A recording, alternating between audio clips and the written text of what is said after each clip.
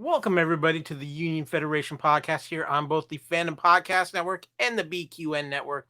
It is an exciting time. We've been away for a bit, but we are excited because it is time to return and discuss Star Trek Strange New Worlds. Season 2 is upon us.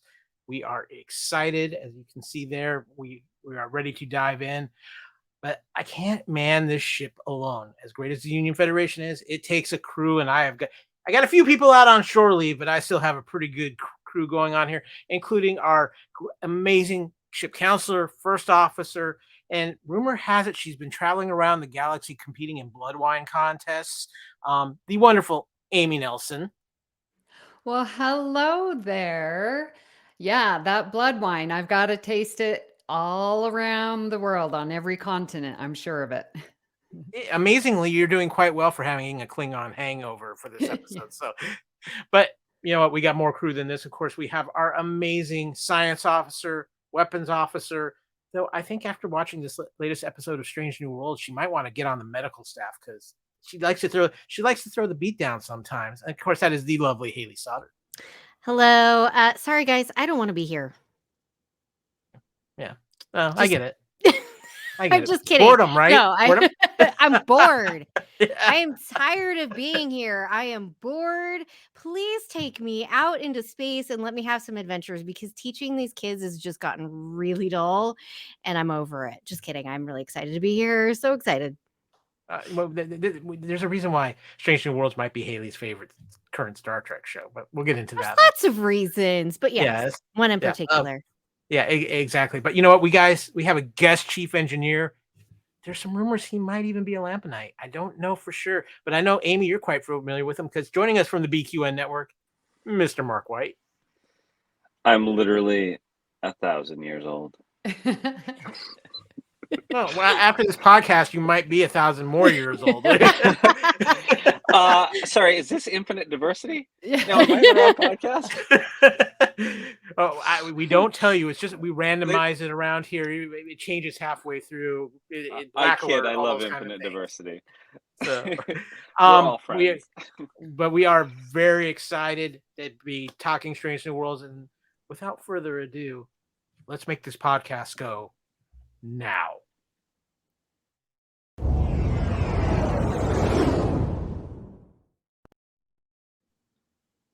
Of course, we are talking about the season 2 premiere of Star Trek Strange New Worlds, The Broken Circle. And we are going to be having a very good time with this. But before we do that, ladies and gentlemen, spoilers ahead. We are doing the deep dive into the season premiere of Strange New Worlds. So if you have not watched the episode and the Ready Room yet, go watch those great shows. Come back. Join us again, whether you're watching us on YouTube or listening to the podcast, and join in this wonderful discussion that we're about to have on the season premiere of Strange New Worlds. With that, Science Officer Stoddard, would you care to get us started with the plot synopsis for this episode? Of course.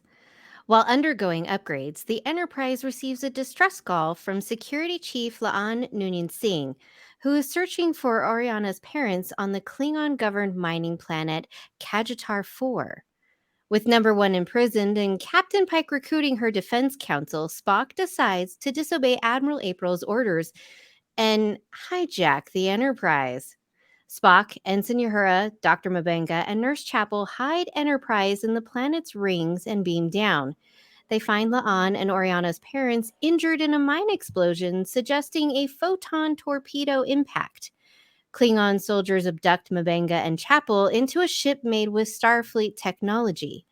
Laan briefs Spock and Uhura on her discovery, a cabal of ex-Starfleet and Klingon soldiers plotting to restart their war to revive the planet's economy. Laan searches for the medics while Spock and Uhura return to Enterprise and chase the abductor's ship. The Klingons try baiting Spock into firing on it for the cabal's false flag plan. Undeterred, Spock beams Chapel and Mabenga aboard. The Klingon captain requests his presence.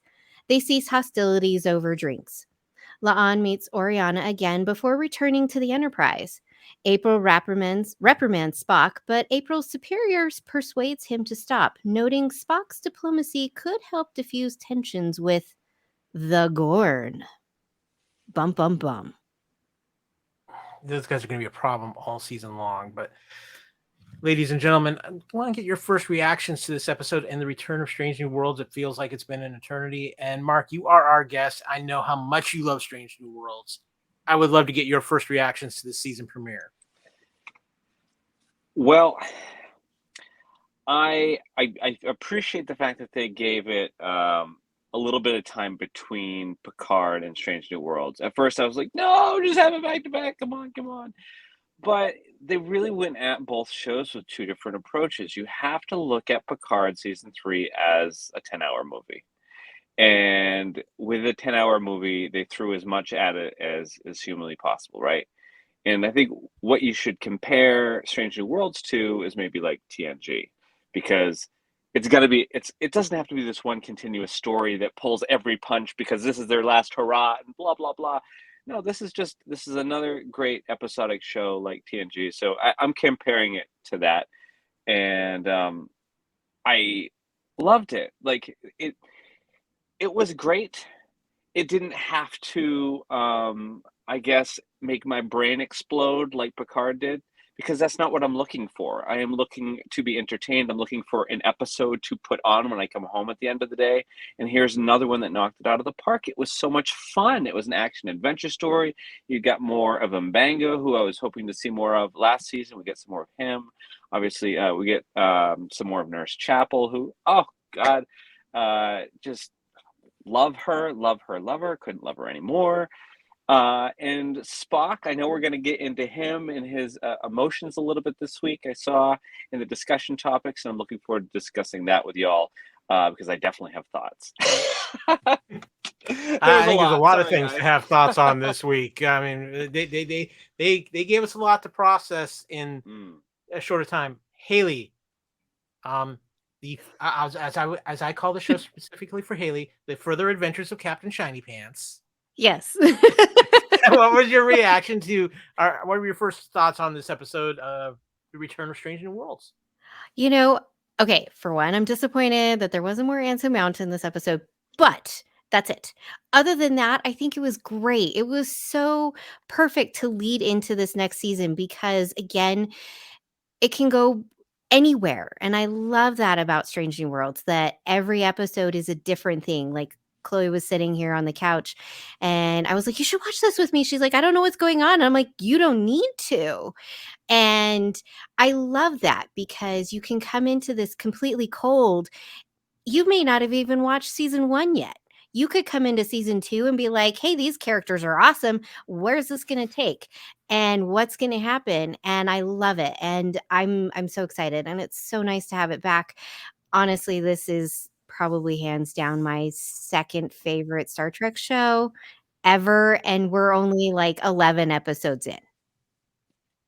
I'm second favorite. What? Yeah, come on, Haley. What do you need? About 5 more episodes to get to number 1? No, I'm sorry. Nothing's gonna replace TNG just because that was so much of my youth and so much of my childhood, and was my escape in a lot of ways for me growing up. I'm trying not to be emotional, but it's really hard. My work is going into this trauma-informed care and whatnot. And so there's a lot of like processing for ourselves so that we can help our clients, and discovering how much emotional neglect happened in my youth. TNG will never be replaced as number 1 because that show in some ways saved me and also was an escape for me. So nothing's ever going to replace it. But number 2 is still really good because when people ask me, oh, what's your favorite song? I'm like, I can't give you 1, but I'll give you 5. My goal now by the end of the season is at least to get Haley to 1 and 1A. Yes. I mean that could happen relatively quickly. As long as there's more Anson Mount in the next episode, we're good. I think it's guaranteed. And I think he faints. Doesn't he faint? Yes. Yeah. And he like makes pottery and like he built a chicken coop and like scared off a bear. I'm like, gosh. So much. Counselor Nelson, we had a lot going on in this episode. What were your first impressions? I don't know if you really want my first impressions. No, you want honesty. Okay. Well, here it is. No, I want lies if it's going to be negative.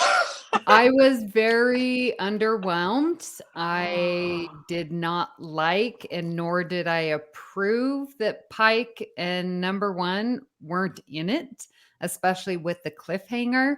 So I was very confused by that. And the amount of hand to hand combat, the choreography of it all, I was like, why am I watching this? I didn't like it. And so that first viewing, I was just like, this is interesting. What's going on? This is Star Trek. And then I started to process what I was feeling. And then I remembered, okay, season 2, TNG, The Child. How much was Picard in that episode? Not a lot. Then I was thinking, oh, but remember when Captain Georgiou and the fight scenes with the Klingons and how amazing that was. And then Empress Georgiou. And I was like, yeah, but that's Michelle Yeoh. Like, I expect that from Michelle Yeoh. But then watching The Ready Room and hearing that Babs, the actor who plays Mbenga, is jiu-jitsu trained and brilliant. And I was like, okay, all right. So my first reactions weren't good, but after having a couple days and a few more rewatches, I'm really enjoying this episode. See, sometimes it takes that and getting a little more information, which tells you why the Ready Room is also so very important. Yes. For me, I love this episode for a lot of different reasons. I put it out there last season. I'm reinforcing it. Nurse Chapel, you have my number. Call me when you're ready. I'm here. There might be a marriage proposal in the first date. I'm just saying. Fair. It's fair. This episode, while I can understand exactly where you're coming from, Amy, and I've read some comments on the internet about that, and we're going to talk about part of that topic here when we get to our away missions. I really like this episode because it does the thing that I love about Strange New Worlds is, again, giving the highlight to the entire crew, making sure the entire crew gets the moment. And I think they made a very bold decision with the direction they went in this episode. But I think in the end, it worked out. And it worked out because I think Ethan Peck put in maybe one of his best performances as Spock in this episode. And of course, just the reveals with seeing the Klingons again, the reveal of the big reveal at the end of the episode with the Gorn. It opened up a lot of interesting things for all of our characters. The reveals of the Doctor and Nurse Chapel, and obviously they've been through some things. And so I think this really set the stage for a lot of great storylines to go through this season. And after seeing the Ready Room, seeing how they're playing out these first 2 episodes now, I understand what they're doing. And I think that makes it even, I think it's a decision I've seen other shows make with their premieres. So it's going to be something we're going to dive into that a little bit in our away missions. But I really love the episode. I'm just glad to have Strange New Worlds back. I love this crew. Mark, you got something you would like to add here, sir? Oh, just it's on topic. This is sort of something I discussed with Amy after my watch, and going back to TNG. If you think about TNG and like Best of Both Worlds and stuff, it obviously comes to mind. Where they end on a cliffhanger, and then it's like, oh, what happens? We want to find out as soon as the next season starts. But Star Trek also, TNG in the 90s had 20 plus episodes every season. Strange New Worlds has 10, and so I think purposely they avoided wrapping it up in episode 1 because of season 2, because they didn't want it to be part 2 of last season's episode. They don't want that. They don't want to do part 2s. They don't want to lump in 2 or 3 episodes together because that weights down the season. They want to keep every single episode an episode and have it reset, right? And so, yeah, there's a little bit of backstory of what had happened, but I'm going to tell you, Kyle, like if I go to this episode a year, 2, 3, 4 years down the road from now, and I've just come home from a long day of work and I want to put on some happy-go-lucky action Star Trek, No, without a and I doubt. throw on this episode, I'm not going to care where Una is or Pike is because I'm randomly choosing an episode of Strange New Worlds. And that's why I love Strange New Worlds. So they can wrap it up next week, cool, whatever. But just keep the episodic nature coming because that is why one of the main reasons I love the show so much. That is a really good point. I'm so glad you brought that up because that's exactly what they did. By not continuing that story, they made it of, well, if you had watched, but if you didn't watch, we're going to catch you up. This is what happened. And now go, here's today's episode. Brilliant. Yeah, and I think it was a bold choice. We're gonna get into it a little bit deeper because I have some thoughts I want to share on that. But first, let's talk about these guys because the cast is back, coming back absolutely phenomenal. I can't say enough about this cast. This has quickly become maybe my favorite Star Trek cast because these guys have great chemistry on screen and they just look like they're having so much fun. I know we are all on this emotional high after Picard and seeing the TNG cast back together, and we know the love that the Discovery cast has outside of Discovery as well. But these guys, especially when you consider the position they're in the place of Star Trek history, are just doing amazing work. And I'm just curious, guys, of seeing the cast now that they've got these characters a little bit more under their feet in season 2. Did you feel was there any impressions that coming out of this first episode that the cast laid out for you? And Haley's squirming in her chair, so I am going to let her take this wheel. This is my station. You can have it when I say you can have it. Thank you.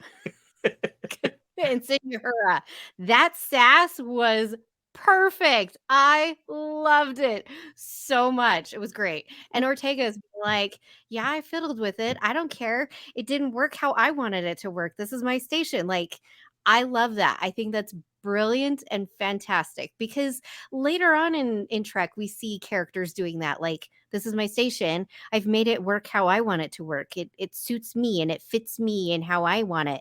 Like, no, you're not going to come in and like reset it and make it all back. No, don't touch my shit. Geordi had to defend himself too when they were coming in and, fidgeting with his engines. Exactly. He's like, no, these are my engines. I made them better. Don't touch my shit. Yeah. Thank you. I'm done. What about you, Amy? What did the cast leave impressions on you? Because one of the things that I've seen on the internet is that there's some people who maybe didn't care for the writing of this episode, but they say the cast just boosts this show up so much, and that was something I definitely you get right into that chemistry again right out of the gate with this episode. Exactly, and that chemistry that they have is even stronger. Like now, there is subtext within the looks that they're giving because that's how well they know each other. 2 standout highlights, Jess Bush. And I don't know if it's just because I had like a personal conversation with her when I was making stockings with her on the cruise. Still and we jealous. talked about Still Christmas. But her acting and chemistry with every person that she's acting with, Dr. Mbenga, when she's hanging on, she's like, this is the worst idea we've had. That chemistry between those two, I was in. The chemistry that she has with Spock, like it was so amazing. And Christina Chong, absolutely loved what she did with La'an and how she was able to be fierce and tough and strategic. And then at the end, that last look when she was talking to Oriana or the little daughter, and she's like, where are you going? And she looks at Spock, and you could just feel the tenderness and love, like, I'm going home. And that switch, like, ooh, it was really good. Mark. So I know this is a different show, different podcast, but I'm going to give this one a down for Christina Chong. I like La'an, and I think I brought it up at last All Good Things. Her character I didn't think I was going to like, but I ended up liking her quite a bit. In this particular episode, though, I didn't like what they did with her character because to me, the idea that she is sitting there drinking Klingon blood wine in for an hour with this guy trying to outdrink him, and she just like doesn't look like she's can drink any alcohol, and the Klingon that's like in 200 pounds is like, oh, I'm gonna fall over. Blah. It's like, to me, that just, it took me out of it. I'm like, that wouldn't actually happen. She's Even if it was like, genetically enhanced. she's not though. She's full human. Anyway, even if it was like, a TOS episode or something, and it was like Kirk maybe drinking it against a Klingon, he'd at least act like a little bit like he was struggling against the Klingon, but she didn't. She looked like she'd been drinking water the whole time. So I was like, I mean, so that kind of pulled me out of the episode. I don't know. And I don't like little kids in any TV. I'm not into little kids. So she's like, oh, I saved the little girl. I was like, I don't care. I wasn't invested in her last season. I'm not invested in her this season. So her whole arc for this episode was my down. But I'm sure I'll love her next episode. And I'm done, and the internet can come at me and hate me. Thanks. Well, it is actually kind of a big week for Christina Chong, because she also has a music single that just came out this week as well, entitled Twin Flames. I've seen her talking about this on Twitter. So she has a very busy week ahead of her. But, the cast is just amazing. One of the things that I loved in this episode, too, was, and Amy, you brought up the point, communicating through facial expression, and nobody did it better this week than Ethan Peck. And not just when he's like, the look on his face when Pike says, I'm making you captain, I'm going on a personal mission, and he just looks like, and then even he's first sitting in the chair, and just the uncomfortable look he has, like, I'm not sure I want to be here, and just how it played out with his emotion, with Spock emotions throughout the episode, and just his facial expressions were just fantastic. But yeah, this cast continues to nail it, and I can't wait to see what we're doing, because we're just getting started with this.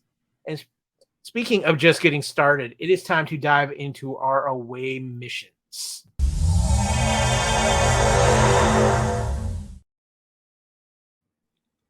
So away mission 1, we're going to dive into some of the different topics and standout points for this week's episode. And topic number 1, guys, we've talked about it a little already. A little lack of Pike, and a little lack of course, the lovely Una as well in this episode. It's the season premiere. This is a pretty bold choice for the season premiere, not to really have your two biggest stars, or at least most people consider the two biggest stars of the show. And I know you guys have all addressed it a little bit earlier, but I'm curious too. Do you feel like they got away with it? I mean, that's kind of the big thing, because for me, I'll just say this. I think it ended up working. It could have gone drastic in a big direction, especially not having Anson Mount on the episode for that long. But he was on it just long enough to give you your appetizer of Pike in that great conversation with Spock. But I'm just curious too. You guys, is it an experiment that worked, or did it not work until you found out what next week's episode is going to be from the Ready Room? That would be my ultimate question. Amy, you got a little bit of a grin going on there, so I'm going to let you take the controls. Well, as I said, I was not on board. I was really missing them, in part because they started the episode with Pike and Una. So, but then I was like, okay, well, how many times does Picard say, all right, I'm going to go off. I'm going to, oh, I forgot my saddle, or I'm going to go on this archaeological dig. Like, we are used to having the captain go away while the Enterprise is somewhere safe. Like, that didn't raise any flags. But I'm used to following the captain, and the show stayed with the ship. So I think they did get away with it after I was like, okay, I missed him, but it was a good episode. Yeah. Mark, what about you? Did you think this little experiment worked, or do you it doesn't matter. I need Pike? It doesn't matter, because this isn't serialized television. This is episodic. This is back to episodic, and again, you pop it in or out. It doesn't have to be sweeps week. It doesn't have to be a big thing. It doesn't, you know what I mean? Like, it can just be an episode, and it was a really good episode as it is. Was it the best of Strange New Worlds? No, but it was really good, and they did not disappoint me. I don't think they could, but let them try. Okay, Haley, I'm saving you for last because we know if you are a fan of the Union Federation, we have specific knowledge of Haley's love for Captain Pike, played by Yes. the absolute wonderful Anson Mount. Haley, I'm watching this episode and I'm going, oh, this has got to be a little tough on her. She needed her Pike fix. You know, surprisingly, I kind of agree with Mark. It really kind of doesn't matter. And it makes sense for the story, you know, that he is, and his character, that he is going to do what he can to get number one back on the ship. He does not want to go out without her.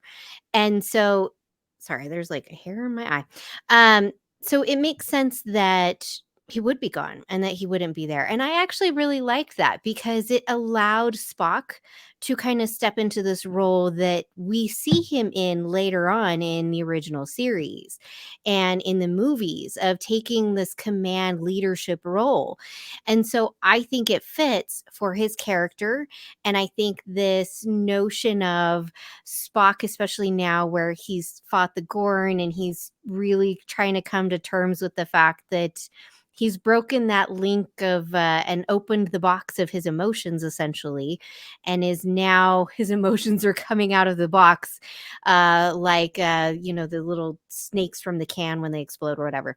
And so I liked that the captain was gone to go save his friend, someone that he really cares about and really loves working with, and doesn't want her to have all this negative impact. And the fact that he was willing to, just in the snippet that we got, say, I'm willing to risk my career for you because you matter.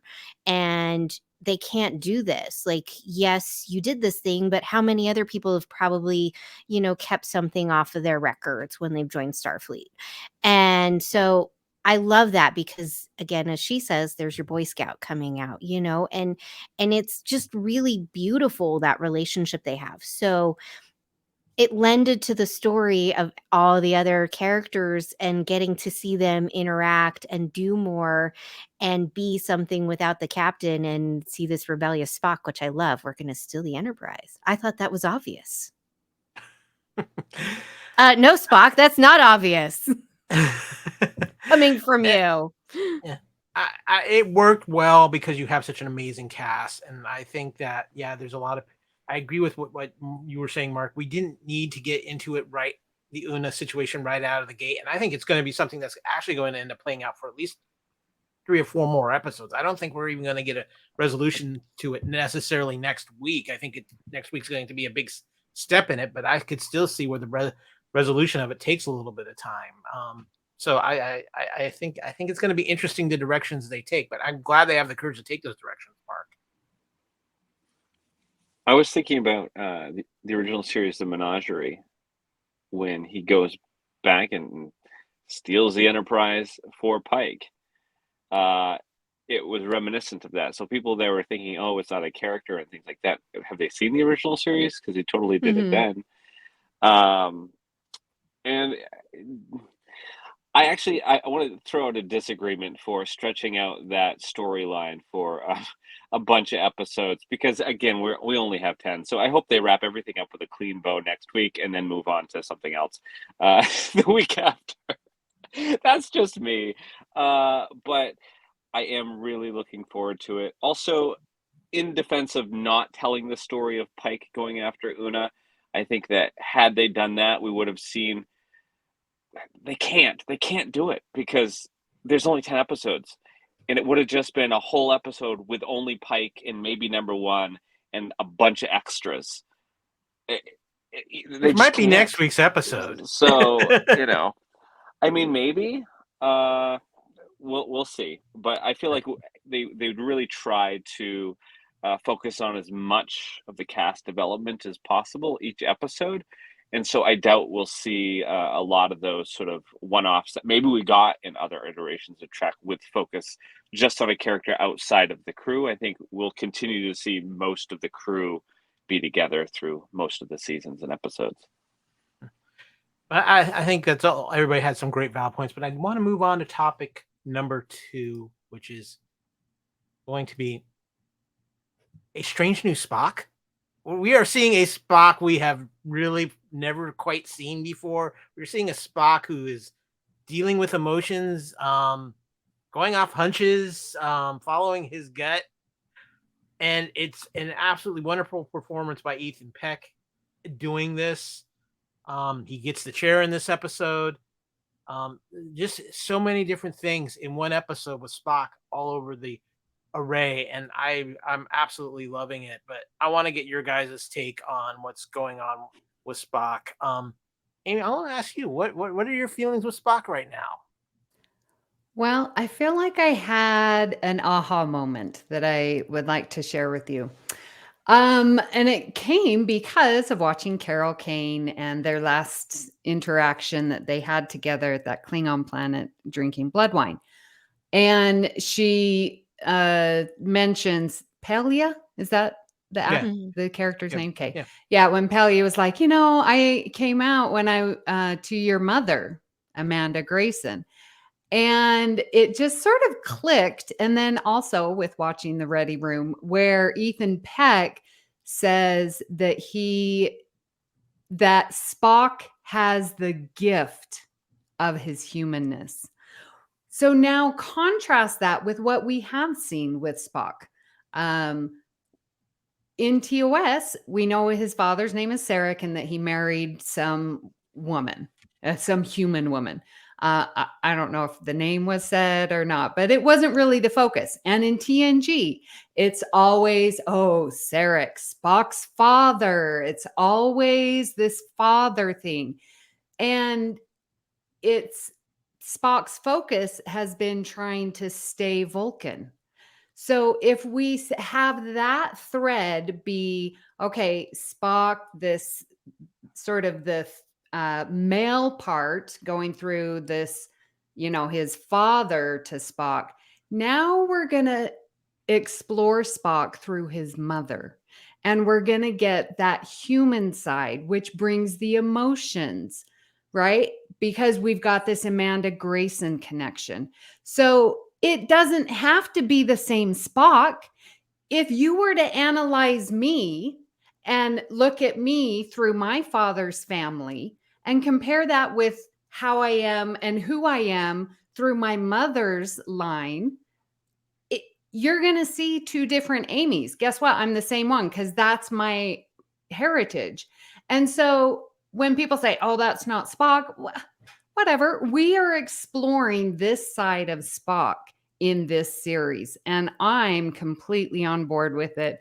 And yeah, Ethan Peck, I didn't care for him in Discovery. I really didn't care for him first season. But this episode, he's got me. I'm forever an Ethan Peck fan. Mark, I just want to do quickly. TOS, Leonard Nimoy did not know what was going on with the character during the first few pilots. During, I think the first half of season 1 of TOS, he had emotions. Really, it wasn't. They started figuring it out after what is it? I don't know, 4, 5, 6 episodes in. They were like, okay, well, this guy doesn't have emotions, so we're going to play him like that. And he kept playing like that, and that was the character after that. But if you look at early TOS, he's still in the cage, he's giggling and pointing at the blue flowered plants and stuff. It was one of the pilots. It's just what comes to mind. But so it's already in canon. And so the people that are screaming, oh, that's not Spock, are people that are only thinking about later Leonard Nimoy, maybe the movies and stuff of just no emotion. And if you look at Ethan Peck's performance in the finale of season 1, when he played sort of the future version of Spock, the emotions were completely gone. He shut off completely, and he was as close to the Nimoy Spock as we've seen him play. So, it just shows his range. And anyway, I'm just throwing it out there that I really feel like it is canon, and people that are complaining otherwise just don't know, TOS. And I think that's a big part of it too. And plus, Ethan Peck, I'm really applauding the choices he is made in playing Spock and giving us a Spock that we've really, for a lot of people, aren't familiar with. And I think that's kind of a big thing here. But he's making, I think in some ways he's making Spock endearing in other ways compared to what we got with Leonard Nimoy, and I think that's a good thing because he is a Spock for a whole new generation of Star Trek fans who didn't grow up with Leonard Nimoy. So now they're seeing this, and then they can tie it in with what they've seen with when they're introduced to Leonard Nimoy as Spock, and you like you said, Mark, you see the change as he's younger and doesn't have everything figured out, and then as he's adapted more to his Vulcan side as he gets older. But Haley, what about you? How are you enjoying Spock right now? No, I think it's great. And I think Amy makes a good point. There is these parts of ourself, and we have different parts or different hats. And depending on who we're around, we are slightly different. We're still ourselves genuinely to our core, but we are a slightly different version of ourselves. And I think the big thing to remember is Vulcans are not non-emotional. They go through a ritual, not necessarily to purge their emotions, but to control them. So rather than being controlled by their emotions, they control their emotions. So it's not that they don't ever have emotions. They just don't have big emotions like humans do, who react so emotionally to everything. And so when they do react emotionally, it's very tempered and controlled, but it's not like without emotion at all. It just doesn't show up in facial expressions. It doesn't show up in these words and in, it would be like taking, some stoic, Scots person or something, or someone who's English and just very, flat and very here, and then comparing them to an Italian who's like this and come on, and and like me, I'm talking with my hands all the time. And so it really is saying, okay, there's all these aspects to everyone. So it really isn't that this is a different Spock. This is just early Spock. It is saying, here is this Spock that we haven't seen, because the Spock, as Mark was saying, that we all saw was Leonard Nimoy picking this character and saying, okay, I'm going to go in this direction with this character and figuring it out. But early Spock would be just like any other young Vulcan before going through this ritual of Kolinar, to say, maybe I'm going to have an emotional day, and my emotions are just going to be big and they're going to be there, and I'm not going to be in control of them. And then the next day I'm a little bit more in control of my emotions, and I will choose to allow which ones I want to present and how I want to present them. And so I love this, that we're getting to see this side of Spock where he doesn't necessarily have that ability to do that at this moment, and getting to explore what it means to have that human part to him before we get the Spock that is in control of his emotions and allows himself to let those out when he so chooses to. And he can open the file cabinet and say, I'm going to pull out this card of this emotion and I'm going to express it in this way. And yes, to the rest of us, it doesn't seem like there's any emotion, when in reality, their emotions would be so big that it would be like, some little child having a temper tantrum, but it's happiness or it's sadness or it's excitement. And it would be so big and so explosive that everyone around them wouldn't know how to react. And it might be scary, maybe even. I mean, he punched the wall on the Enterprise and dented it. I mean, hello. Those things are meant to not have that happen because of all the stuff that gets blown at them all the time. So, like, if we look at it, it really isn't different Spock. It's not not Spock. It is Spock, but it's Spock who can't control those things at this point in his life.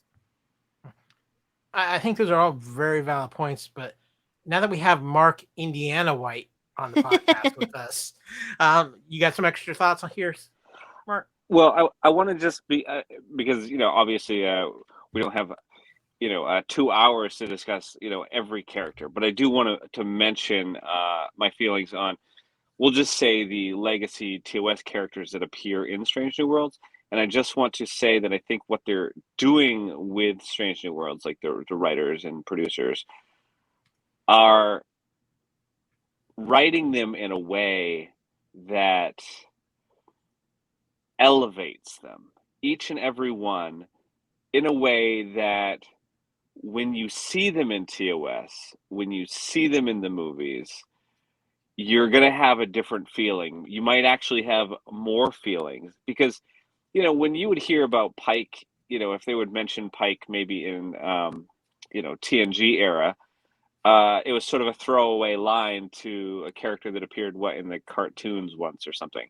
But now you're like, oh, Pike, and Uhura, now when you're watching Picard and in the background you see a ship and learn that, she had been the captain of it, you're like, oh, Uhura, because her character is also getting more fleshed out. Nurse Chapel, when you see her in, TOS, it's like, oh, I love Nurse Chapel. She's one of my favorites. And so it just is taking all of these characters and enhancing and elevating them in a way that just only just builds the richness of the story across the franchise. That's my thought.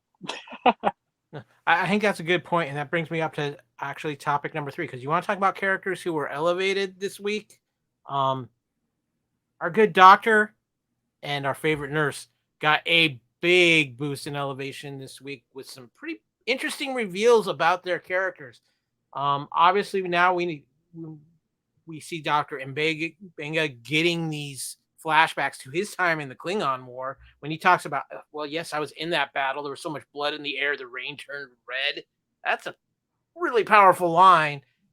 And we find out too, apparently the super soldier serum exists in the Star Trek universe because they were injecting themselves with something. And I actually did a little research on this. And one theory is, could this be the same drug that the Klingons injected into their own warriors to turn them into super soldiers in the Star Trek Enterprise episode Affliction back in 2005? So I might have to do a little research and give that episode a rewatch. But guys, they really added, I think, a lot, and added a lot of things that could be great storylines for Nurse Chapel and Dr. Mbenga for this season. So I'd be interested to get your thoughts. Mark, you're raising your hand. Well, Nurse Chapel, we've already figured out, is into gene manipulation. They explained that in the very first episode of Strange New Worlds. So that tracks with her. And with Mbenga, he had the whole thing. He had his daughter in the transporter. Now, I completely agree with that because I would have done that too to save her life. Like, I get it. But he did bend the rules, and it's sort of like a more edgy Starfleet doctor than what we've seen before. So you have, this nurse that is like really interested in gene manipulation and things like that. And then you have this doctor that sort of exists in the gray areas of science, a little bit edgy. And you put the two of them together, and then they're almost, dare I say it, Section 31 kind of like they do their own thing. But I agree with you. I think the serum definitely it probably came from something like existing in Trek, probably from, like you said, from Enterprise. And I think the use of it here was really cool. I thought when they first injected it themselves, they were going to I thought they were just going to turn into Klingons and then walk onto the bridge. 100%, because that's what she was injecting people with to make them look alien at the beginning. But this whole thing with the super soldiers, and then it started to wear off and stuff. I'm like, no, shoot it yourself again. Where's the rest of the serum? I thought it was great. I loved it. One of the things I liked about that too is obviously they have a history with this serum, and obviously because there is a line where Nurse Chapel says to the doctor, you always carry this, and he's like, always. And I'm like, okay, these guys have seen some things, and they have been through some experiences together, a lot more than what we may even realize, Amy. What did you think about this opening of and getting a look at the different side of the Doctor and Nurse Chapel?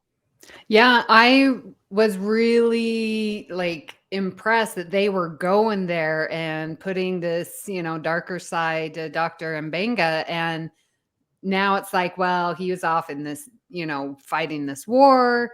Maybe that might explain, why his daughter, he had to, do that. Or maybe this would explain where his wife went, and that's why he has such anger. So I'm very curious to see where they're going to take this non-Klingon Cold War, I guess, or war, and how that's going to transfer to the Gorn War. I don't know. But yeah, I liked it. What about you, Amy? This might be the toughest Haley? medical staff, or Haley, but this might be the toughest medical staff in Starfleet history. You get 3 more strikes, Kyle, and it may not be the brig for you. No, I really enjoyed this. I think it's so fun when we get to have our pairings of characters and things happen. And, with, Star Trek Beyond, just to throw a tangent in, we got different mashups than we're used to. But I really loved this. I thought this was great. They started out, wanting to go in and help the people who had been hurt and injured in that explosion with air quotes around it. And then it led into this and them discovering essentially what the plot was going to be. And that was nice because that was a twist I didn't see coming. You wouldn't think that the doctor and the nurse would be the one to discover, oh crap, this is what they got going on. I loved the sequence of them fighting together. I think it was great when Dr. Mbenga, he was setting the transponder and he's like, I need a minute. And she's like, oh, really? She's like, all right, I'll give you a minute. And she takes that pipe and just takes out 4 Klingons. And I'm like, yeah, you go, girl. Like, seriously. And then that incredibly moving scene when they're stuck in the airlock and the ship's moving and you're just thinking, well, crap, now what are they going to do? And it was so intense, but also not. Like, it wasn't like as intense as other moments was, but it was so powerful. And like, these two work together so well. And I love both of their characters. And I'm really excited to see kind of how things go with both of them individually, but as a working pair, because they work so closely together. And so I think it was great. I had no idea what was going to happen with that serum. Early precursors to Ketracel White, perhaps, kind of stuff like that. But it'll be really interesting, and I'm excited to see more from these guys. I've liked Nurse Chapel since the beginning, so she's a great character. One quick thing, Haley, too, I want to ask you, especially with your background. One of the moments I found very genuine in this is when Nurse Chapel looks over at Dr. Mbenga and says, "Are you doing okay?" And, we're referencing almost like him, the PTSD he went through in the Klingon War. And I just thought that was just a moment they just kind of snuck in, and it just shows the closest of them. And you really wonder, how much have these two been through together? Yeah. And I think, that's something, soldiers talk about being bonded through their trauma, essentially. And, not having someone else to go to because no one else is going to understand those experiences and understand the emotions that they've got. And I think that's something that's wonderful about this cast is that was genuine. Even though it was a line, it was genuine. And you can tell that these characters would do that for each other. Hey, are you okay? I know kind of some things of what you've gone through, and I've gone through them too, or whatever it is, and understanding each other and checking in with each other, because that's the biggest thing. Like, we talk about that, and the culture needs to talk about that more, of like moving from a what's wrong with you as our clinic is doing, to what happened to you, and really trying to fully understand people, because that is where not only do we gain better understanding of those that are in our circles and who we interact with, but that person really can understand and know that we're genuinely trying to understand where they're coming from to help them, because that also helps them understand too. And sometimes people don't necessarily know how much things can trigger them until they're in a situation like this, where he was having those feelings coming up, and that anger and the hurt and the fear and everything else that comes with PTSD, that comes about when you have something, and it can just be one little minor thing that can immediately trigger all of those things in a person if they've gone through a similar situation. And so I really value any time that any show really does something like this and puts in just even like a little snippet of something. It's showing more to us as viewers how much that is important and really matters. Yeah, I think those are all very good points, Haley. But I want to hit into our final topic of this away mission and just a few other points of interest. And Amy Nelson, I'm coming to you first, because on this particular topic, you were blowing. You had a lot of questions about this in our chat that we had, because we're going to talk about our new engineer. You were incredibly excited about Carol Kane and talking about her in this episode, Amy. So I'm going to let you have the floor. And what are your first impressions of our new chief engineer? Oh, you're making it sound like I was bigger than it was. I just know her from, Mostly Dead. Princess Bride. Mm-hmm. Yeah. So Scrooged as well. Scrooged. Oh, yeah, I don't know. And she plays Grandmama in Addams Family movies. Oh, yeah, I haven't seen those. So all I know her is from She was in Princess The Bride. Jerk too, right? She was in The Jerk.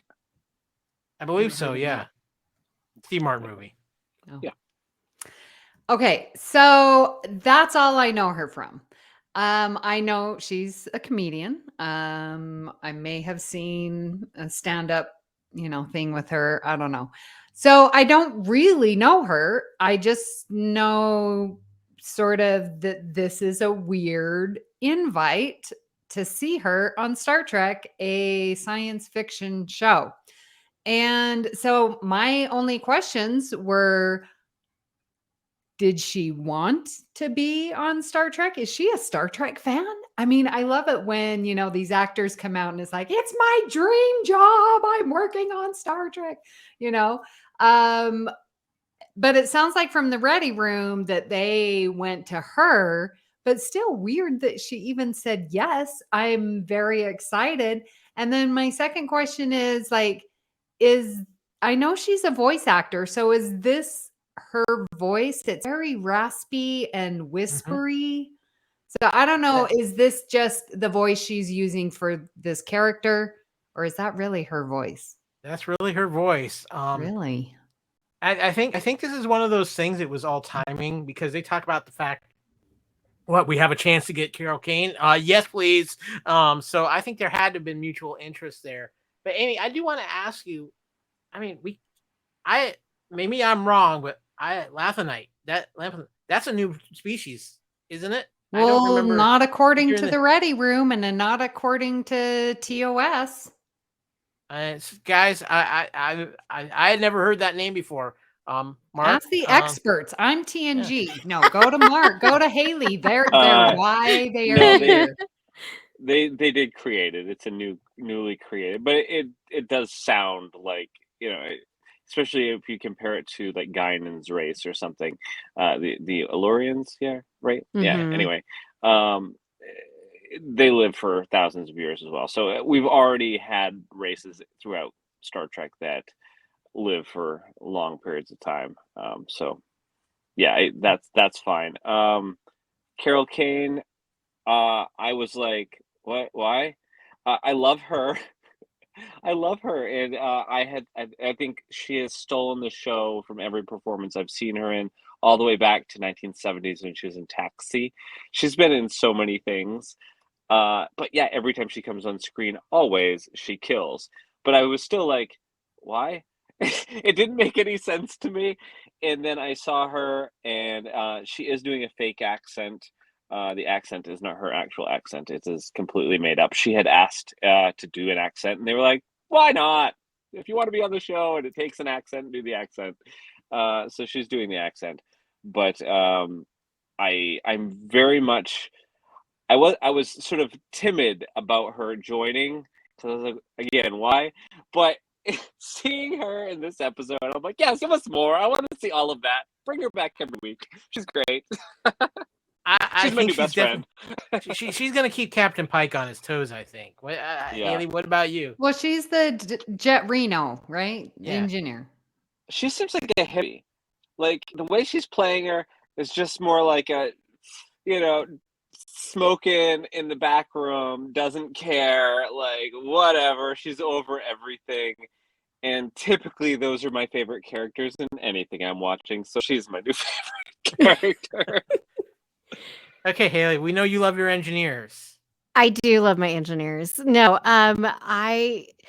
when she first came on and she was walking around, I was like, "Oh crap, they're found out."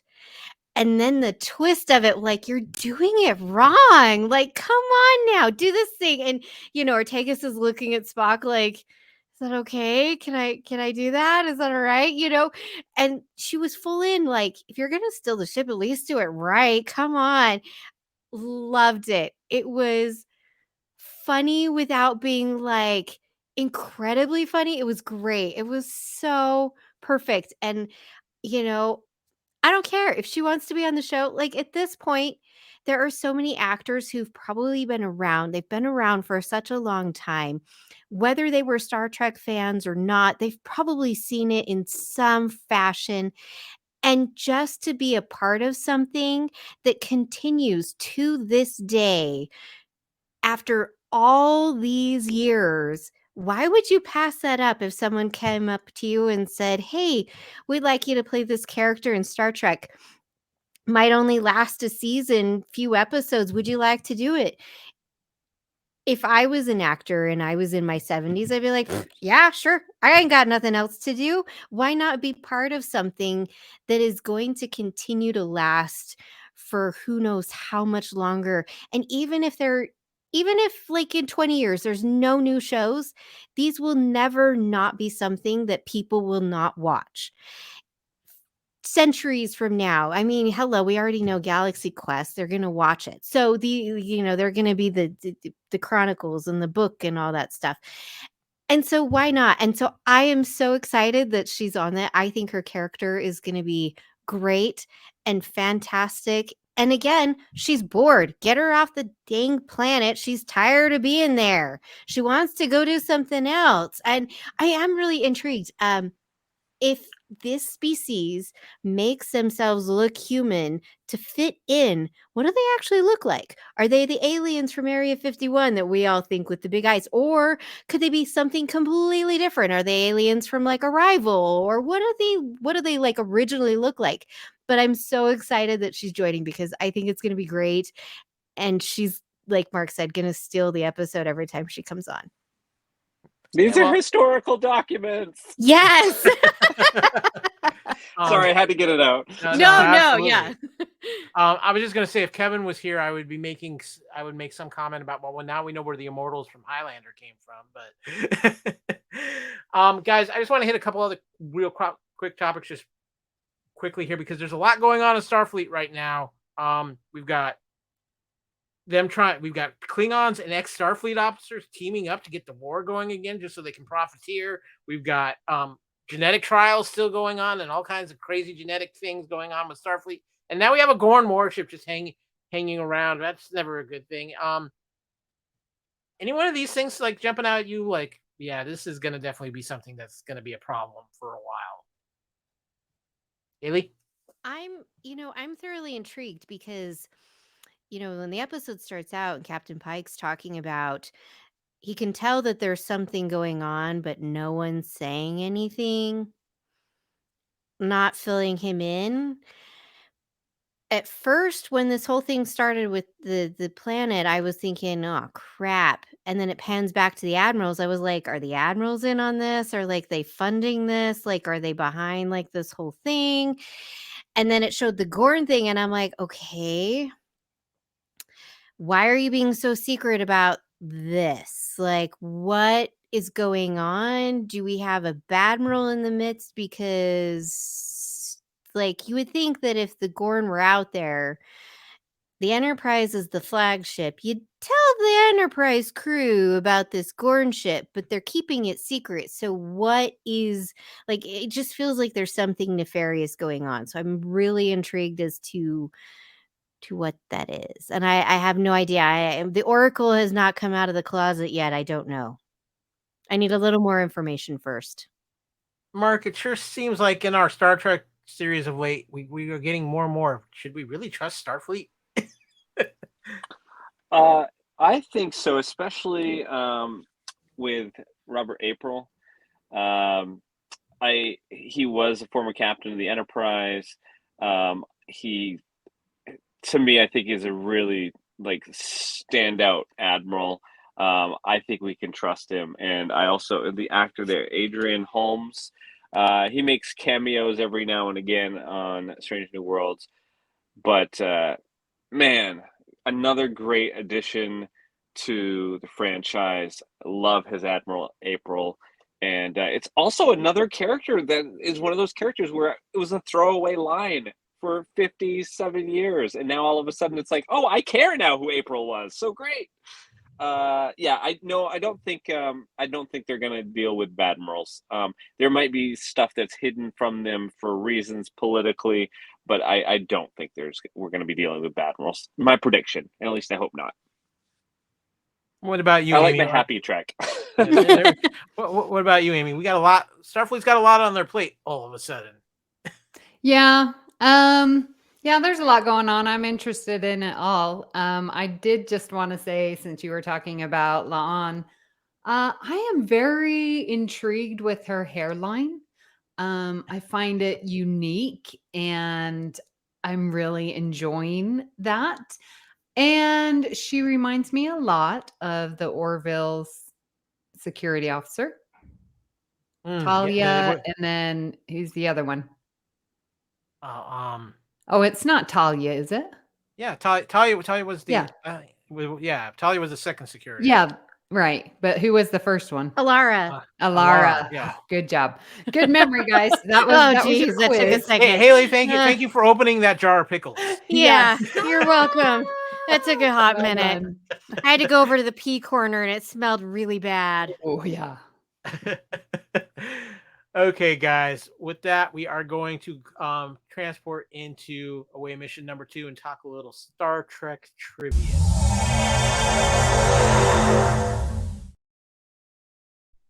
That's right. We got trivia. We got Easter eggs. We're going to have some fun with this. So let's get things started here. Guys, first and foremost, I just got to give a moment. What a class move at the end of this episode with the tribute to Nichelle Nichols. Amazing words, and just, if any, obviously all Star Trek shows going to recognize it, but obviously with the Uhura connection here, what a class move by everybody at Strange New Worlds. So I just wanted to give that a shout out. But guys, I have an important question for you. Does the Enterprise need a LoJack? Because everybody is taking the Enterprise out for the spin. I'm going to bring this up from the some things I researched.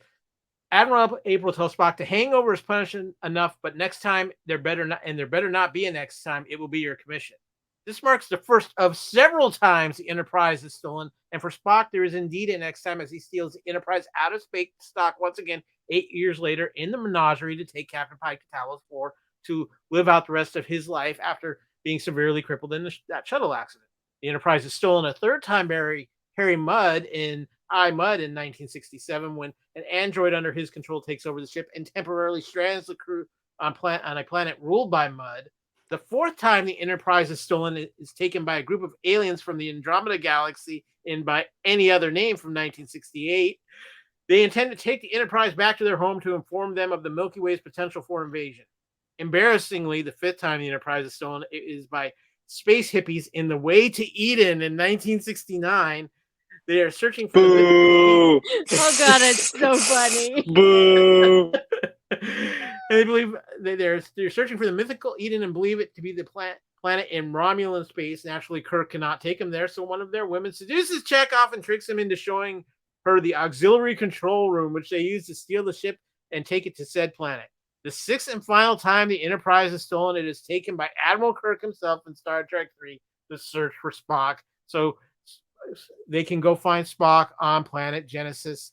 Sadly, of course, Kirk is forced to destroy the Enterprise to prevent it from falling into the hands of the Klingons. Guys, I'm thinking LoJack, OnStar, something's needed here for the Enterprise, Mark.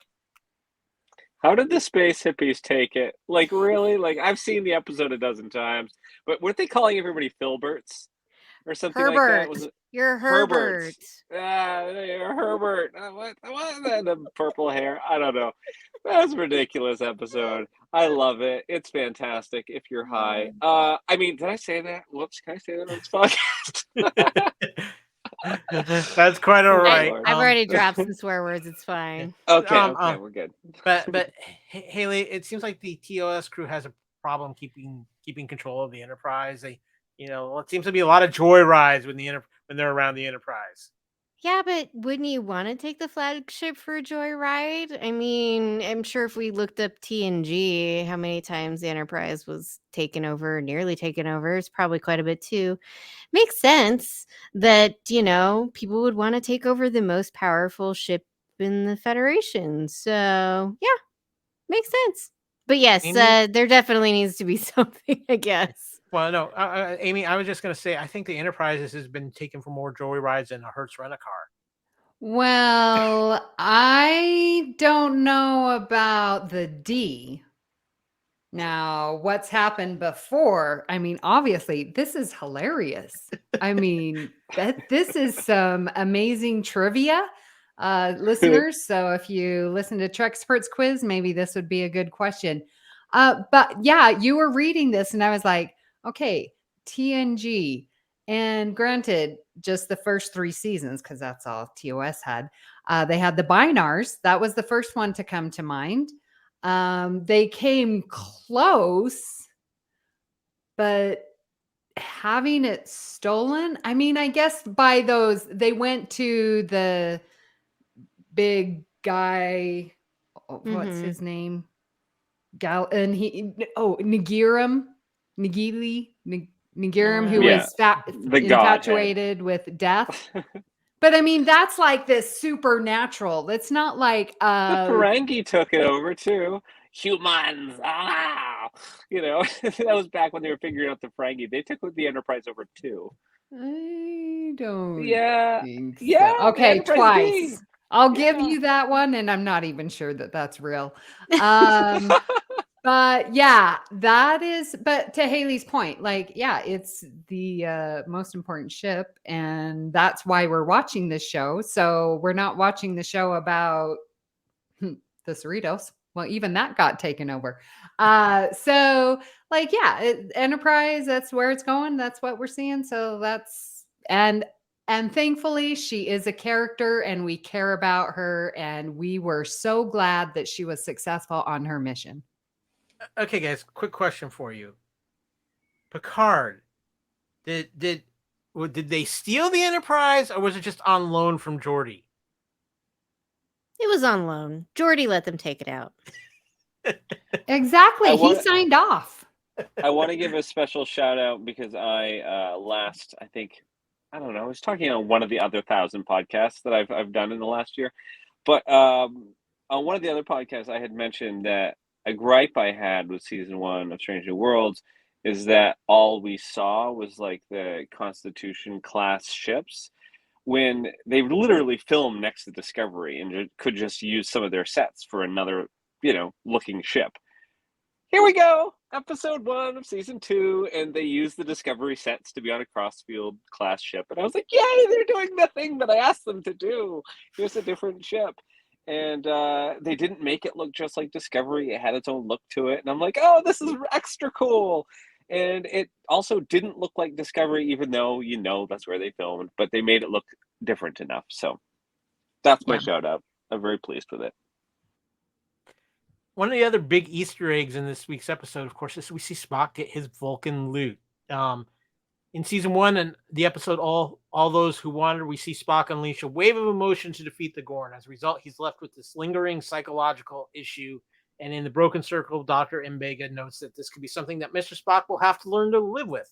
Rather than prescribe powerful drugs to help him with his more freely flowing emotions, Mbega provides Spock with a more human therapy, recommending he channel his stress into music.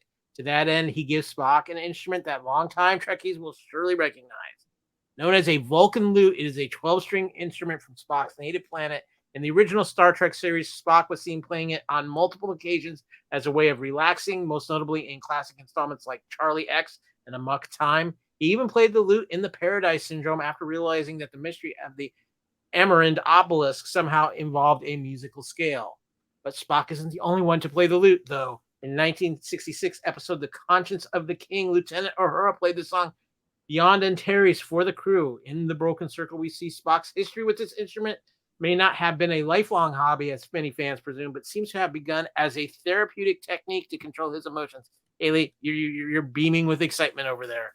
Yes. It's not something that's super common practice. There's more clinicians specialize in like art therapy or play therapy with children, but music therapy is really, really wonderful. And it is something, depending on the person, can be so powerful in helping them work through things.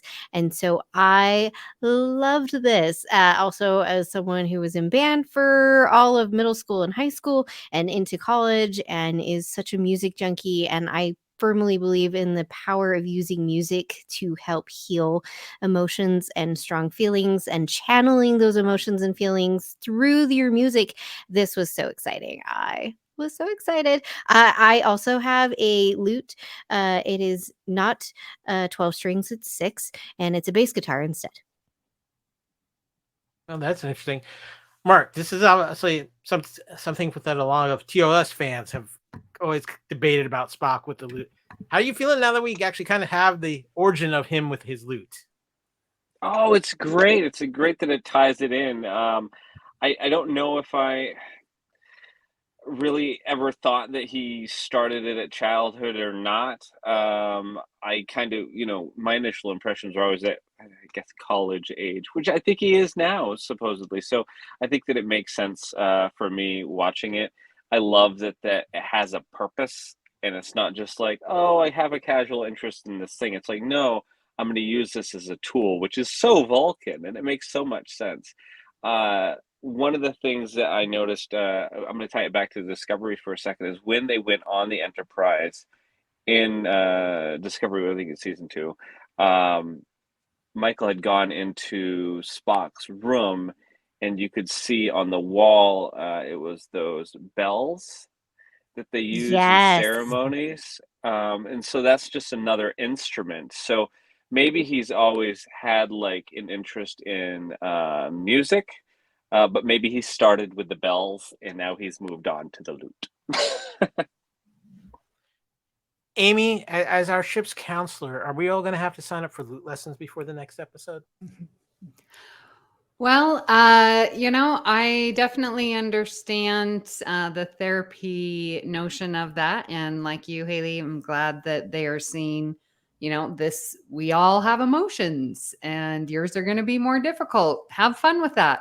So let's give you some strategies. I too sat down to play some piano, was having a rough day, and I was like, I'm going to have my own music therapy.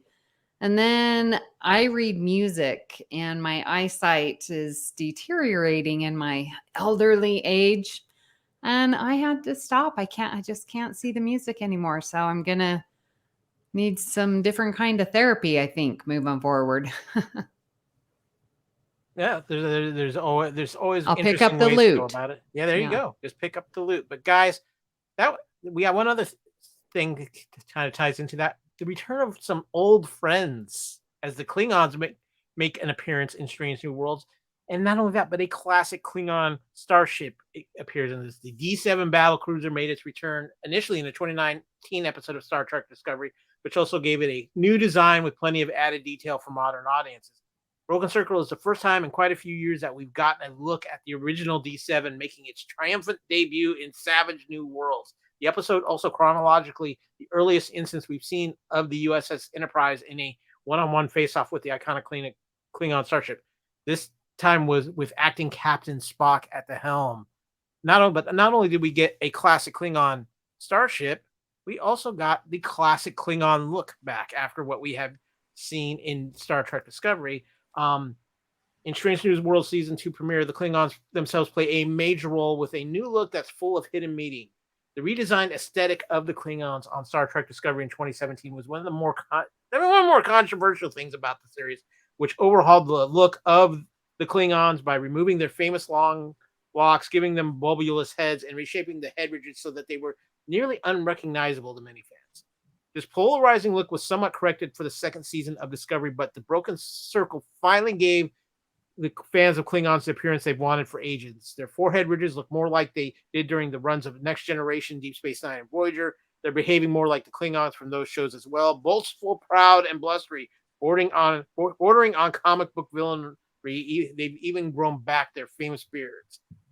Also, too, the Klingon armor has been given a little bit of a makeover, clearly blending together multiple eras of Klingons. Not only does it look more in line with the Klingons we've seen it in the 80s and 90s, but its old hue recalls shades of the tunics the Klingons wore in the original series, as well as the armor's curved symbols, however, are a subtle nod to Discovery's redesign with a similar motif. So, guys, we got more of our, I think for a lot of people, the traditional looking Klingons back here. This has been a hot topic since Discovery did what it did, Mark. How are you feeling seeing this style of Klingon back on our screen? To quote everybody in the last month that has had a conversation with me that's used this phrase, and I have not once, but to quote all of them, chef's kiss. No, I keep hearing that everywhere lately, and I just roll my eyes. But I'm gonna use it. Oh, it was a chef's kiss. No, it was beautiful. I love that. I noticed like the sash, of course, was TOS, but also 90s Trek. As you mentioned, the colors, the forehead ridges look more like 90s Trek, and it's a return to this is how they should have looked. Like, it was set up in 4 different shows and how many different movies that this is how Klingons looked. So to go and completely change the species to make them almost unrecognizable, that was not cool. So this is definitely a return to form. And for all the reasons you mentioned, and then some, it was really nice to see. And the ship too, that D7 has never ever looked better. It's gorgeous. Haley, this has been, like I said, the look of Klingons has definitely been a hot spot for Star Trek in the last several years. It has, and let's just say I like my bearded Klingons. They're way more attractive with the beards and the long hair. Love it. And so I really liked that we got these Klingons that we kind of all know and love, and it's perfect. And yeah, that D7, super awesome. So great to see that. I was really kind of missing the little bit of the Klingon music at that moment, but it was great. It would have put like the cherry on the top if they'd kind of thrown in just a little bit of that TOS Klingon music in that scene right there. But it was great. It was so great to see them. And I was trying to say that Captain, like the voice sounded familiar, but I looked it up and then I was like, I don't know who that actor is. So I thought I did, but I guess not. I did the same thing. Oh, we were on good. the same page. I looked up all the Klingons because every time there was like a main speaking Klingon, I was like, oh, they've been in something. I know them. Wait, who are Nope. they? I didn't know any of them. Yeah. But they were great. Yeah, no, great. Yeah, I totally did the agree. same thing. I saw the captain and I was like, No. I got to Yeah. know. That's it for sure. He's been on Star Trek. Nope. Oh, that's It- awesome. That means they cast people that feel like Trek people. Yeah. Mhm. That's great. Amy, I'm going to combine two things I never thought I would do in my life. It was nice to have my Klingons back like they were a comfortable blanket. You know, when I saw them and I was like, oh, that's a TOS. Oh, that's a TNG. And so I was like, kudos to them for making me not decide. It was, to me, the perfect blend. I didn't even think of Discovery Klingons because they're just Discovery and they were at war. I'm going that in my head canon. But then I was like, again, going back to the ready room, they showed that clip of, we'll just look at any, well, I guess not any TOS Klingon, but the Klingons in TOS that had ridges, like those Klingons had short hair. And so I think they could get away with some Klingons have short hair, some have long, like who on this earth, we're all humans. Do we all have the same hairstyle? No. So I think they could easily get away with, having a Klingon have that chopped, look like they did in TOS, and that would blend it even more. That would be cool. I don't even have the same hairstyle every day. Right? Yeah, hey, there we go. It's magic what she does. It is amazing. It was purple really is. yesterday. It's great. Just bam. I don't know how she does it. What's a superpower? I want it, but I don't have the hair for it. So, one last Easter egg here, because when you look at the star chart where they're looking at the Gorn, you see the planet Cestus 3, which is, of course, has a pretty important time in Star Trek too, because it is the setting for one of the most beloved episodes of the original Star Trek. Season 1's Arena. It makes sense that we see it here with regards to a possible Gorn attack, because it was on Cestus 3 where the Gorn attacked a Federation colony. Captain Kirk and a Gorn warrior duked it out in a hand-to-hand contest orchestrated by the godlike Metrons. But that's not the only notable mention of Cestus 3 in Star Trek canon. There has been many mentions of it, but I don't think the Gorn are as in much rubber suits on Cestus 3 as they used to be. I think they've gone with a method, wearing some outfits that are probably a little bit cooler and a little bit more scary looking as well. But this is the one thing, Strange New Worlds, and you brought it out a lot and mentioned it many times in this episode, Mark, that they are great at pulling the little Easter eggs, maybe better than any Star Trek series, pulling those Easter eggs and finding a way to work them in the show. I'm looking forward to seeing what they do with the Gorn that are fully grown up and evolved, because they have to have Gorn scientists, they have to have Gorn doctors, they have to have, Gorn pilots and captains. Like, the person that Kirk fights is a Gorn captain. So they get to a point where they can have more of a society, and they wear clothes and all of that. And so I hope that we get a chance to see those adult Gorn and not just the baby or child Gorn that were ripping them to shreds in that episode from season 1. That was amazing, but also made you scratch your head as to, wait, how did we get from there to here? I hope they show us that journey.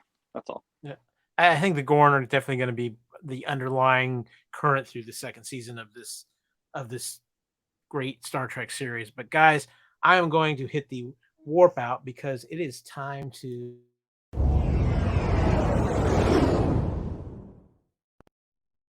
talk about the Ready Room, which we've mentioned many times throughout this podcast. But guys, the Ready Room has been phenomenal since running through its Picard run, and this was another really, really good episode of the Ready Room, as we were joined by the amazing Ethan Peck, and he had an absolutely phenomenal interview with Will Wheaton. I don't know if maybe it's just me, but it seems like Will's interview skills have just improved so drastically from when the Ready Room started and now, and maybe it's because too he's being able to have FaceTime and sit down with these great actors and stuff. but you just get so much more emotion out of these more recent episodes of the Ready Room, and that you got a lot of things from Ethan Peck. Amy, you mentioned a few things already from this, but a lot. Ethan Peck opened up a lot of knowledge to the behind the scenes of Strange New Worlds. And you point, like I said, you pointed out a few things already, but was there anything else that within his interview or anything he brought up that you just really thought as a point, or something that just kind of took you off guard, that wow, I hadn't thought of that way? No, I get a little, here's my TNG coming out. I get a little protective, and Will was like, "Oh, you're cast in the chemistry." I'm like, "Yes, they have great chemistry." And then they're like, "Well, it sounds like you are just as close as the TNG crew." And that, stop trying to be the TNG crew. Just be close, be good. We know that about the Discovery. They play D&D together. Just try not to compare them to TNG, because then I get my fighting gloves on, as nothing's as good as that 30-year friendship. But no, like I said, throughout, listen to this podcast, you say I mentioned the Ready Room so much. Everything I said is from the Ready Room. I think with some of that TNG stuff, Will's just pulling from his own personal experience too with that. But Haley, what about you? Did you pick up anything out of this interview that grabbed your interest? I think it's wonderful, the cast and crew, and how he is again getting to explore this aspect of Spock in this season, and explore potentially what could happen with Nurse Chapel. I mean, if you've watched TOS, anyway. So that's going to be super exciting, just to see. I'm really excited, and I always love getting to watch the Ready Room when I remember to watch the Ready Room, because there's always something where someone on this episode has not watched it. Granted, I didn't get to watch the full thing, but I watched a good part of it today. Haley, you bring up a good point. This could be a first we've had in a while. I think we've all watched the Ready Room. Yes. I love like all the little things, and it's so fun having been able to actually meet Will Wheaton in person. He is truly just a delight, and I love getting to watch and see him do these interviews and run the Ready Room. I never watch the clip for the next episode. So if y'all want to talk about it, I'm going to pull my headphones off, just saying, because I don't want to know. I love going in blind. I don't want to know anything at all. Nilch, nada. The one thing I do want to say is about next week's episode. I'm super excited. It is a throwback, because that is NASA's motto. So ad astra per aspera, it means a rough road leads to the stars. And I love this callback to NASA's motto, because yes, Starfleet is the Navy in space, but it also stems from NASA and everything that we're currently doing. So I'm excited. And we've just been scienced by Haley. We knew she was going to sneak it in at some point. But I have Mark, to. What about you? Anything from this interview stand out for you? Any of the points that Ethan brought up? And not because you have the picture there, actually, but I do want to mention that the first thing I noticed was like, oh, he's wearing a Discovery Season 2 jacket. And I just thought that was a nice choice that he made. I don't think somebody gave it to him there at the studio.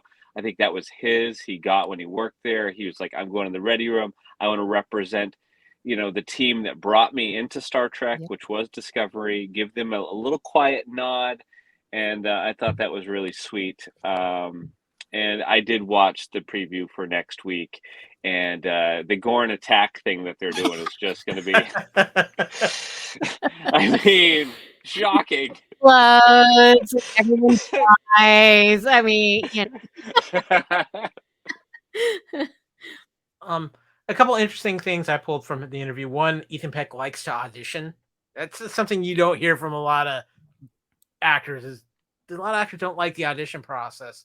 And I loved how he talked about working with Carol Kane on set. And what I found even better about that is when they have a small section in this episode of the Ready Room too about meeting Playa, and she talks about working with Ethan Peck, and one of her comments was, "And he's so nice to look at." So I was thought that was great. I thought it was another great episode of the Ready Room.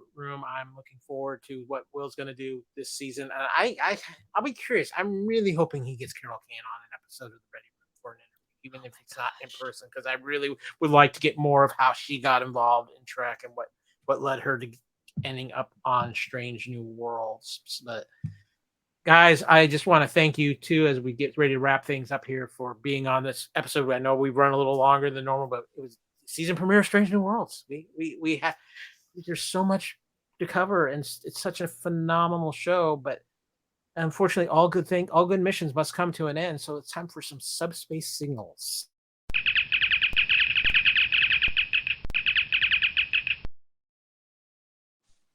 Okay, and hopefully you are enjoying everything we do here at the Union Federation podcast, because you can find it in a couple different areas. You can find it, of course, on the BQN, our wonderful partnership with Amy and Mark's network that they got, and they just keep growing it and growing it and growing it. Amy is attempting to assimilate the entire podcast universe. We assimilated ourselves into that, and of course to the Fandom Podcast Network, which of course is where the Union Federation was born. Hopefully you're finding it on one of these amazing feeds, and we've just had such a great time with our relationship with the BQN, and it's been fun. It's been great. And Amy, I'm going to ask you, what else is happening over at the BQN? What else is happening on the BQN? Well, we did add our newest show, Captain's Couch, which is a Voyager show hosted by Captain Jeremiah. And we have our other newest show. No, our actual newest show? No. Our actual newest show. Sorry, it's only had one episode. I was going to get to you on that, because Mark, you have a new show on the BQN as well. See, we're co-hosts and we're, co-executive producers. So I was setting him up. I was serving him. I was pitching him the ball. Amy, just admit you have so much going on with podcasting that your brain is very confused. Well, it's okay. Co-host, co-executive producers. In some states, that makes you married. Just so you know. Oh my God! If I was only so lucky. So yes, I have a new show. It has now dropped. This is a kind of a first for the network. Most of our shows are weekly. This is actually going to be a bi-weekly podcast, and it's called Cinema Z. And the show, basically, we check out just like art films and important films throughout film history that we think that the viewers should check out. So if you love Marvel and Disney, listen to another podcast. If you love oddball, obscure French films from the 1970s, maybe check us out. So yeah. So Amy, where can people find all the great stuff on the BQN? Well, you can find us wherever you get your podcasts, on Apple Podcasts or Google Play or Spreaker, wherever. If you are wanting to hear more of my voice, you can hear me on Galaxy Class, which is a TNG show, and All Good Things, which covers all of Star Trek. I am on Twitter at Miss Amy Nelson. I am, for the BQN listeners, we have a Facebook group called the BQN Collective. Please find us there. We have some fun memes and all the latest info. And I am also in our Union Fed Facebook group. And of course, too, we have the Fandom Podcast Network, which of course you can find at fpnet.podbean.com, the master feed for all of our great podcasts. Of course, too, if you're watching this on video, it means you're watching us on our YouTube channel. Please like, subscribe, and share that out as well.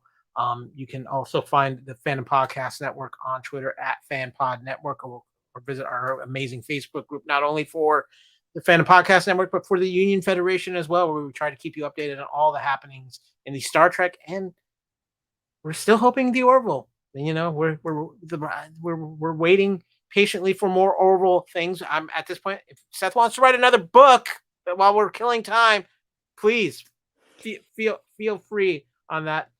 Of course, you can contact us here directly as well. You can email us at theunionfederation@gmail.com. You can find me on Twitter at AKyleW or on Instagram at AKyleFandom. I got to give a shout out to my co-host and co-founder of the Fandom Podcast Network, Mr. Kevin Reitzel, who is on a international mission as he is spending time with his lovely wife, the lovely Erin Gil Reitzel. And of course, he will be back soon to join us for more coverage of Strange New Worlds. Haley, where can people find you on Twitter? You can find me at Trekkie01D. And of course, you can also find her hanging out in the Union Federation Facebook page as well. Amy, where can people find you personally on social media? Oh, yeah, I said that at Miss Amy Nelson. So, Mark, where can people find you? When I can figure out how to unmute myself. Happens all the time. Well, you can find me in the BQN Collective Facebook group. You can find me on Twitter at MarkWhite207. And yeah, I host a few different shows. All good things with Amy, mostly Star Trek podcast. And then I get my headphones on while I'm doing anything, and I'm listening to Fandom Podcast Network, catching up on your shows and catching up on BQN shows. And I got so much to listen to. And that's just 2 networks. That doesn't include everything else that's out there. It's true. I can only handle 2. Sorry. So much. Guys, thank you again. It's been an amazing time doing this. Mark, thank you for coming on and guesting with us. It's always a pleasure. You're welcome anytime, especially as we get strange with Strange New Worlds. Amy, Haley, as always, a pleasure to have you back on the ship and adding your wonderful takes to the show. Kevin will hopefully be back with us for next week as we cover episode 2. Until then, in honor of Michelle Nichols, hailing frequencies are open for forever. With that, it is time for us to go.